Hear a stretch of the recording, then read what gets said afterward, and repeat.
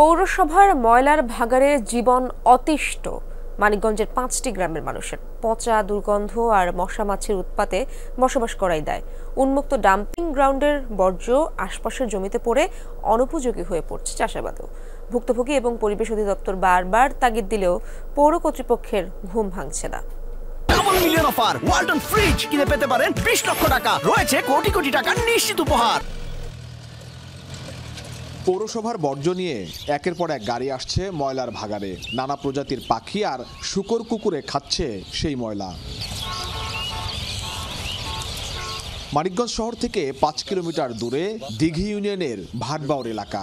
ঢাকা আরিচা মহাসড়কের পাশে ফসলি জমির মাঝে করা হয় এই ডাম্পিং স্টেশনটি। অথচ পাশেই রয়েছে দুটি শিক্ষা প্রতিষ্ঠান, ইউনিয়ন পরিষদ কমপ্লেক্স সহ ঘনবসতি।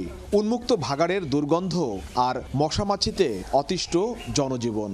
মাঝে মাঝে এমন গন্ধ আসে যেটা আমাদের স্বাভাবিক শ্বাস প্রশ্বাস নেওয়া সম্ভবই হয় না। ডাস্টবিন রেখে এখন মেন রোডের রাস্তার ধারে ফেলাচ্ছে এই ময়লা। খাবার ছাড়াও পুরো ঘরটা মাছিতে ঢেকে যাচ্ছে। তো এখানে আমাদের ছোট বাচ্চারা আছে, কিছুদিন পর পর দেখা যাচ্ছে বাচ্চারা অসুস্থ হয়ে যাচ্ছে। পরিবেশ দূষণের কথা চিন্তা করে শুরুতেই বাধা দিয়েছিলেন স্থানীয়রা, কিন্তু তাতে কর্ণপাত করেনি পৌর কর্তৃপক্ষ। নির্ধারিত স্থান ছাড়িয়ে কৃষি জমিতে পড়ছে ময়লা, অনাবাদি হয়ে পড়েছে আশপাশের জমি। পরিবেশের পাশাপাশি আর্থিকভাবেও ক্ষতিগ্রস্ত হচ্ছেন স্থানীয়রা। মাছি মশা উৎপাত, ফসলি ক্ষেত সম্পূর্ণ ধ্বংসের মুখে, পরিবেশ সম্পূর্ণ বিধ্বস্ত। আমরা বিভিন্ন সময় এর প্রতিকার চেয়েও কোনো ফল পাই না। ময়লা ফালানোর কারণে আশেপাশের জমির মালিকরাও সঠিকভাবে চাষাবাদ করতে পারতেছে না, এবং তারা চাষাবাদ করতে যায় ওই হাসপাতালের সুই ইডা ওডা তাদের হাতে পায়ে লাগে। ময়লার ভাগাড়ে পরিবেশ প্রতিবেশের ব্যাপক ক্ষতি হলেও কি করছে পরিবেশ অধিদপ্তর? আমি বেশ কয়েকবার গেছি এবং তাদেরকে নোটিশও করেছি, পত্র দিয়েছি, অনুরোধ করেছি প্রয়োজনীয় ব্যবস্থা করেন, এবং পরিবেশ অধিদপ্তর পক্ষ থেকে এবং ওই জায়গাটি পরিবেশ মানে বর্জ্য যত পরিবেশ সম্মত ব্যবস্থা করানোর জন্য যারা কারিগরি সহায়তা প্রজেক্টের মধ্যে বরাদ্দ সেজন্য আমরা ভূমি অধিগ্রহণ এনওসি পদ্ধতি দিয়েছি।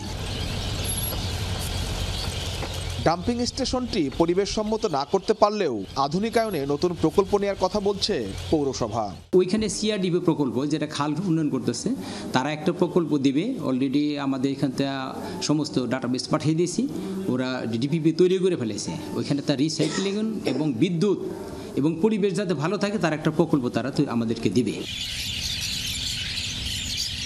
পৌরসভার এই ময়লার ভাগাড়ে প্রতিদিন প্রায় 30 টন বর্জ্য ফেলা হয়। BM Khorshed, Jamuna news, Manikganj.